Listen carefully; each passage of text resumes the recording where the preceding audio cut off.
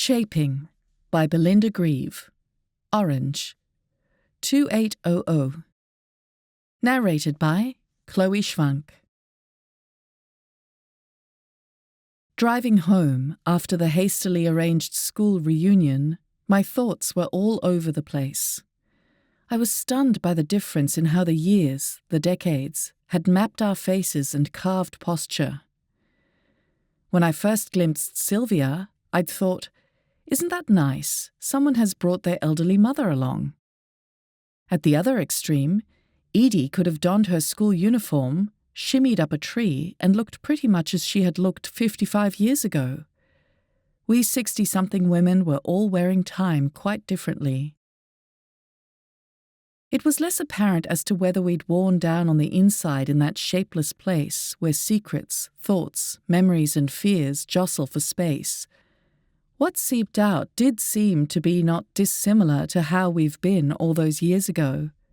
Where that came from, given we'd all travelled different paths, came down to what? To our exposure to the values our school drummed into us? I overthought. I rejected the umbrellas of being Anglo, middle-class, suburban types. None of us were all of those things. All of us were at least one of those things.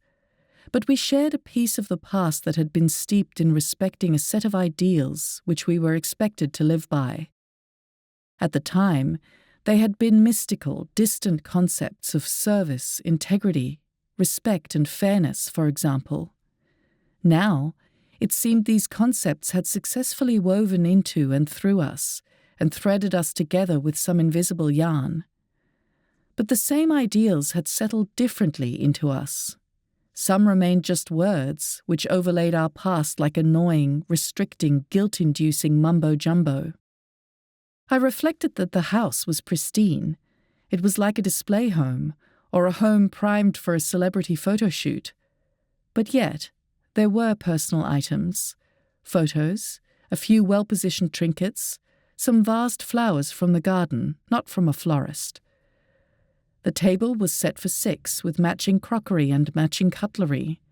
Glassware sparkled, and a full water jug topped with slices of lemon glistened, distorting what lay beyond.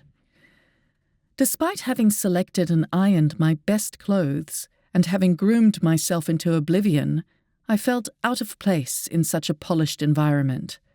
My mere presence as I entered the front door seemed to create a mess and introduce some shamble into the perfection of Margaret's home.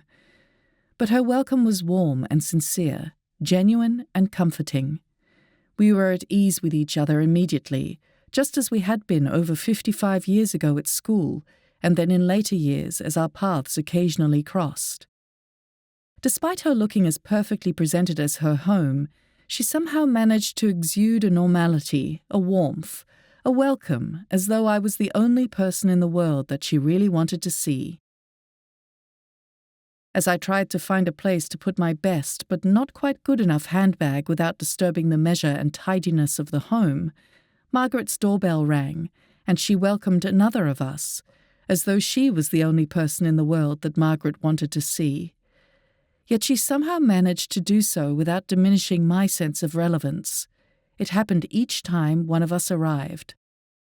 Jean arrived. Dear Jean. Poor Jean. So trying too hard with her too dark hair dye, her manicure and shiny polish, her bling, the sequins on her top. Yet her laugh was the same as the laugh of that skinny, angular blonde she had been at school. The familiarity of her features was somehow there, buried under decades of living and the stress of too many kilos. Then Lillian. Who is she?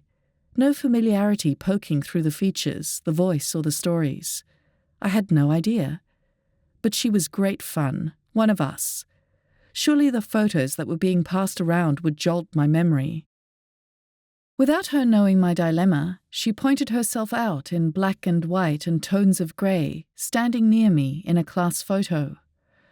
On old Kodak paper or leaning over my right shoulder now, I still had no idea. Our collective buzz diminished as the photos circulated. There was Ada. Her image was passed through our hands as the memories and anecdotes crowded each other and then faded to silence. She was dead. It was such a grown-up thing to do, to die. Ada's healthy lifestyle, her exercise of mind and body even in her final days had been phenomenal, overwhelming even. As Ada's body was wasting, she wasted nothing. She squeezed every potential for survival out of every moment. But she died. One of us was dead. The somber silence lifted when someone knocked over a glass. It shattered the shared sorrow. It was awkward but somehow welcome. It gave us something to fuss over, gently at first, then with more gusto as the shards were swept, the glass replaced and refilled, and as we resumed our recollections. The tempo rose a bit more, and Margaret proposed a toast to Ada. Doing so was appropriate and helped us regather and shift from past to present. As I neared home, then parked the car, the overthinking stopped. It was simple. There is nothing like friendships formed early in life. Nothing. Old school friends knew the girls we were, and we were now getting to know the women we have become. We'd known each other's parents, rest their souls, and siblings, each other's childhood homes and suburbs, teenage ups and downs, triumphs and challenges. We'd been there for each other and been part of the moulding of the adults we'd become. Sure, our parents had created us within the privilege of apparent stable family life, and our school, with its amorphous ideals, discipline and tradition, had embedded some common mystery into our upbringing. But it was the friendships which had taken those components and massaged us into our shapes as we shifted and developed into the continuously evolving women we are today. The end.